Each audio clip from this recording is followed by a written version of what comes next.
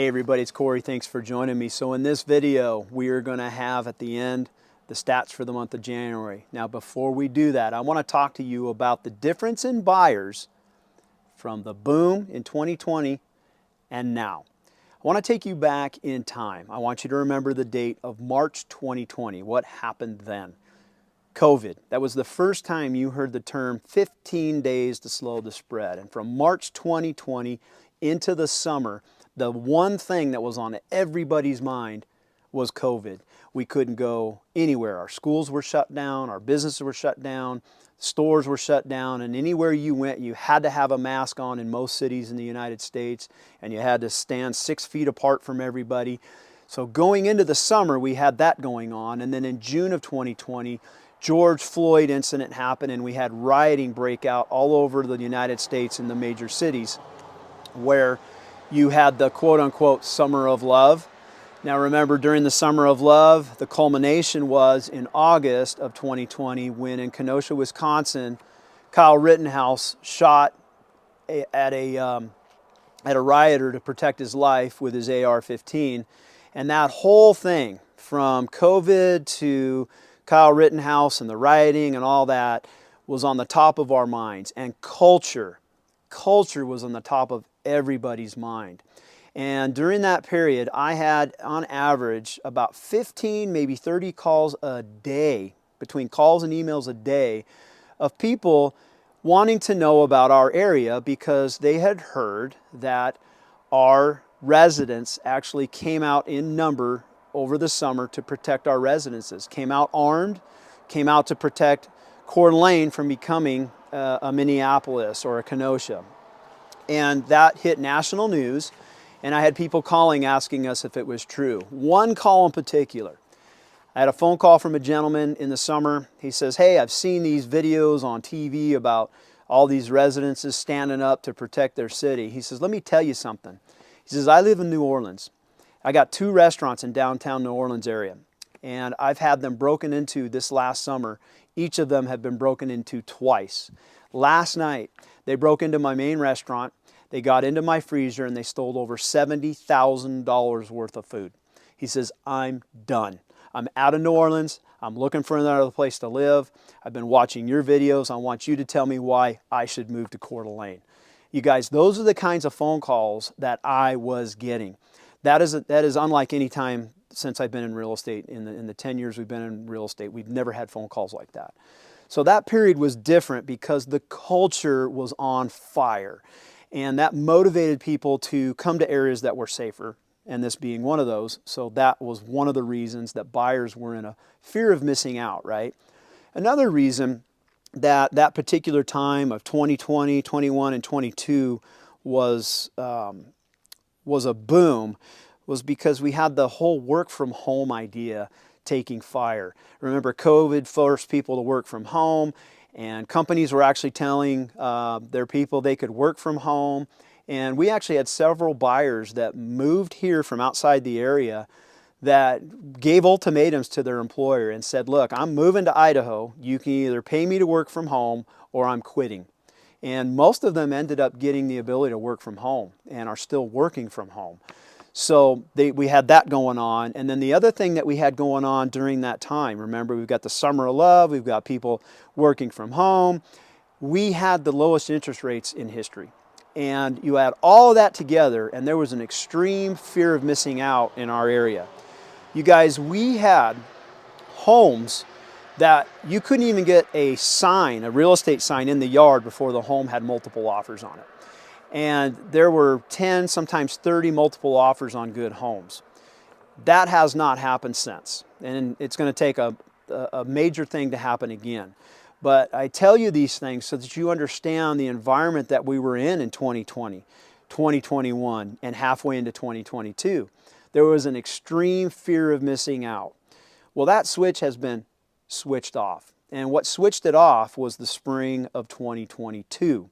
That was when our market was at its highest, and that's when the Fed started raising interest rates to bring inflation down.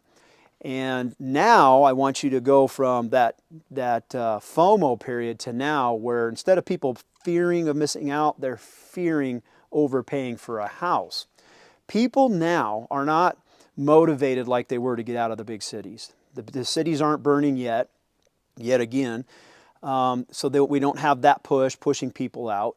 And then the interest rates are higher now, so people don't have the financial ability to do what they were doing back then. So you have a total different mindset in buyers. And why do I bring this up?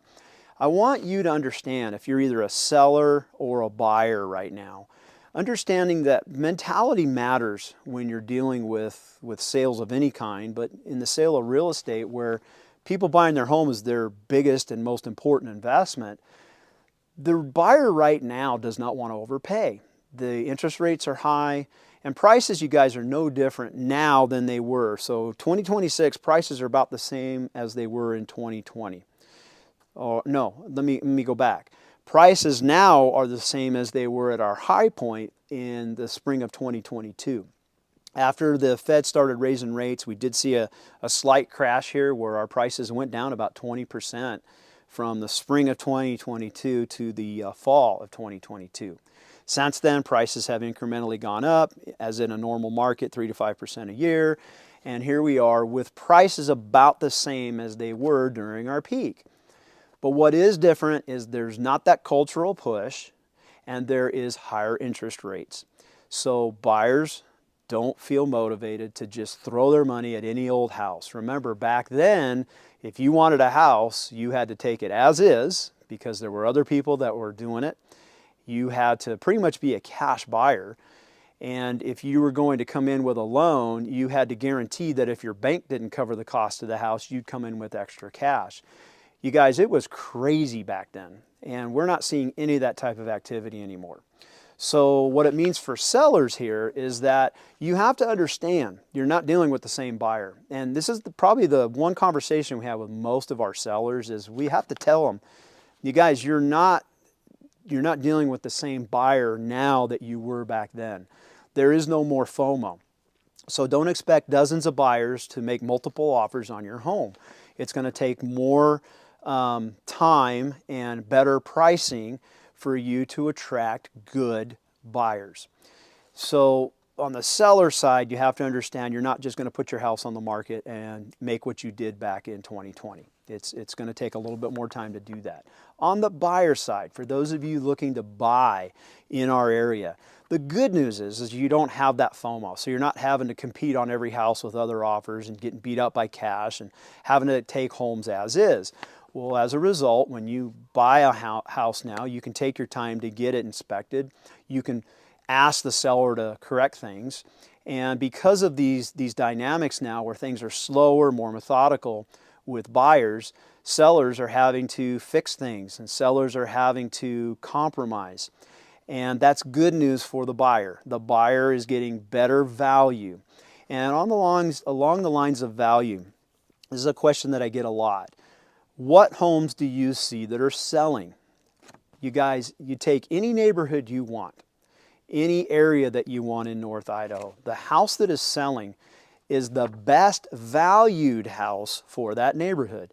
Not the cheapest house, not the prettiest house, not the most expensive house. It's the best valued house. So if you had 3 houses in the same neighborhood, but one of them had the best value, in other words, it was move-in ready and it was priced right compared to the others that needed work or were overpriced, the best valued house is going to sell. So when we advise our sellers, in order to sell your house, you need to be the best valued house in the market. And as buyers, that's what you want. You want the best valued house in that market. Now, a lot of you say, well, I want the cheapest house in that market. Okay, if you want the cheapest house in the market, you have to understand that that comes with certain other things involved, like you're going to put money into it. And it's going to need work, that kind of stuff. So I just wanted to bring you guys a little bit of perspective on buyer mentality and how it's different from the boom to now so that you kind of understand our market a little bit better and tell you about what we're seeing. Having said that, let's get into the stats for the month of January 2026. Let's start with January median sales price. You can see here we closed the month at $554,885. That is up 4.6% year over year. And that's a normal, actually a little bit towards the high spectrum of normal growth. So first month, off to a good start, up 5%. January new listings, new homes coming onto the market. We had 634 new homes come onto the market in January. That's down 3.5% year over year. So slightly less homes coming onto the market this year. As far as January homes for sale, total inventory, we closed the month at 1,285. That's down 5.2% compared to the last year. Nothing earth-shaking, but just some information, down a little bit. And then as far as pending sales, remember this is activity. These are contracts that actually went under, homes that actually went under contract in January. 354, that was up 4.4%. Looking at that, that's slight growth to start our year. We're expecting a little bit of growth this year, and I'll explain that here in a minute. After we look at closed sales, you can see that the closed sales for January were down slightly to 262 total. That's down 3.7% for year over year. Okay, and then in closing, what do we expect? Real quick, we do expect interest rates to go below 6%. President Trump has just announced his new Fed chair, and he's in line with President Trump. And I don't expect interest rates to go where they were. I don't even expect them to go below 5%, but I do expect them to go below 6%. And in our experience of doing real estate here over 10 years, we've seen that when interest rates go down to the next psychological number, in other words, from 6 to 5 or from 5 to 4 or from 4 to 3, there's always a spike in activity. So we expect that once people start seeing that 5% interest rate, a little bit more activity coming into our market, which then will keep prices on that upward trend of growth. I don't expect prices to explode. I expect growth to be steady to strong, which would put it in that 5 to 8% range going forward.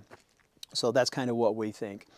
Hope this video helps you understand the mentality of buyers, so you can kind of frame that in your understanding if you're looking to buy or sell here. And if you're looking to buy or sell here, I'd love to answer your questions. You can email me. There's a link in the description below on how to contact us. We can have a Zoom call. We can have a phone call. We can talk over email. However you want your questions answered, I'd love to answer them for you. All right, that's it for now. Thanks for watching. Bye. Thanks for watching the video. If we haven't met yet, I'm Corey Martinelli. My wife Bonnie and I own a local real estate team based in Coeur d'Alene, Idaho. Our personal journey to live better began in 2009 when we relocated our young family to North Idaho from Ventura County, California. We wanted to raise our family in a place rich with outdoor recreation and in a culture that treasured our strong conservative values. Leaving family, friends, and church was not easy. Perhaps the scariest decision was to leave behind 21 years as a deputy sheriff with Ventura County and finish my career with a new agency. But I did it and finished serving out my 3 decades in law enforcement as a deputy with the Kootenai County Sheriff's Department right here in North Idaho. While I was doing the easy part, working in law enforcement, Bonnie diligently raised our 2 children, battled breast cancer into remission, and started her real estate career part-time. Talk about a winner. After retiring from law enforcement in 2016, I joined Bonnie in real estate and we went full-time forming the Martinelli Realty team and this video channel. Since then, we have successfully navigated one of the most aggressive and competitive real estate markets in America to help over 300 families relocate to North Idaho. In that time, Bonnie has been recognized as one of the top 1% producing real estate professionals in the entire country. It is this experience that we have gained in the market that forms the foundation of our videos. If you are wondering if you can live better in North Idaho, we dedicate this channel to you.